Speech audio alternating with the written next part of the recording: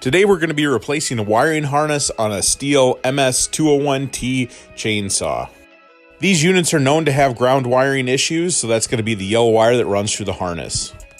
The ground wire will become pinched over time, and when you're putting your saw under a load and pressing down on it to make a cut, it's going to pinch and ground out your saw. The inside of the handle assembly on the 201 chainsaw is pretty complicated, so I've got the video here to show you all the details so that way it's easier for you to put back together. Otherwise, make sure you guys are taking your own pictures and videos along the way so that'll help you remember where everything goes. So on this particular saw, the wiring harness is attached to the ignition coil, so you will have to remove the ignition coil prior to putting the new wiring harness on. Since this saw is so filthy, I'm going to go ahead and clean everything out here before we get too far into this. So it's important, especially when you're dealing with wiring harnesses, to make sure that you have a clean saw. That way all your contact points are good so you don't have problems with grounding out, pinched wires, stuff not fitting properly. So go ahead, before you guys start putting back stuff, make sure that you're cleaning everything out so that way it fits properly. So to make it easier for you guys to reinstall a new harness, as soon as I disconnect a piece from the old harness, I will install a piece from the new wiring harness into the same spot. That way you're not trying to figure out where stuff goes and you're not getting messed up on the placement of where the wire should run. So I just use a little squirt of pressed fluid around that rubber grommet. It makes it slide into place a lot easier. So I know for this particular saw, as well as other saws, there are several different options for wiring harnesses. Make sure you guys are going off of the serial number of your unit when you're ordering the parts to make sure that you get the appropriate wiring harness. There are some slight modifications that are going to be very important when you try to reinstall the new harness.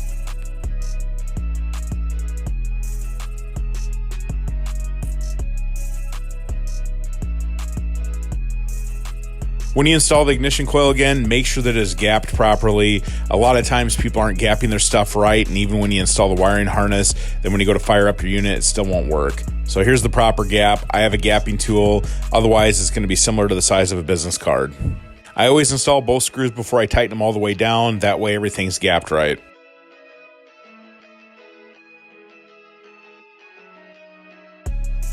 So this particular point in the wiring harness replacement is getting pretty complicated. Make sure you guys are taking your time.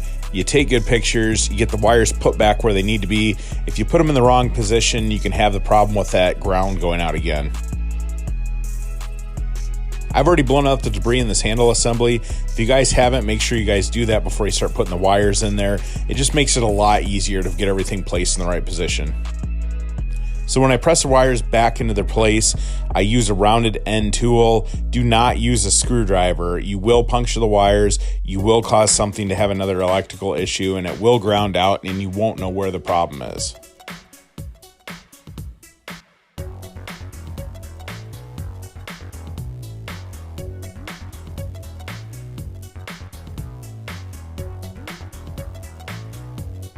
So just like with any other repair, the last thing that you take off is going to be the first thing that you put back on when you're doing the replacement.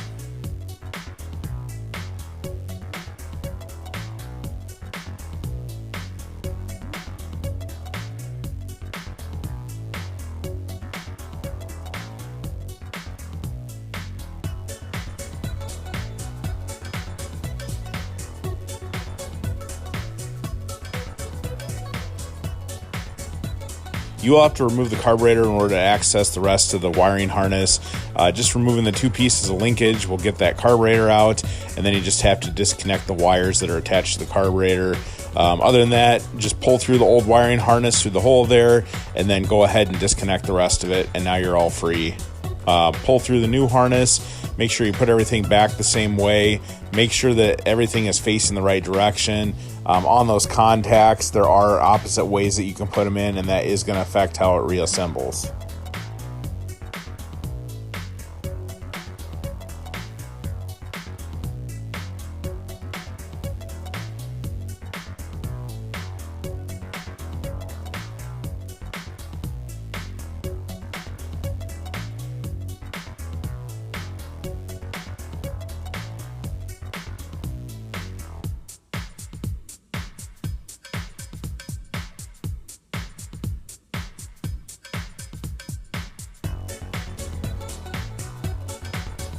So now that I got all my wires tucked in nice and neat and I got all the slack removed, everything's positioned where I want it, I can go ahead and start reassembling the rest of the plastic pieces in the handle assembly. The little spring that connects to the throttle trigger all the way up to the safety, make sure that you guys are tucking that in properly and make sure that it functions before you start putting the rest of the pieces back on there. Otherwise, you'll have to take everything off and start all over. Notice where I'm digging right there. That's getting that wire right below that safety.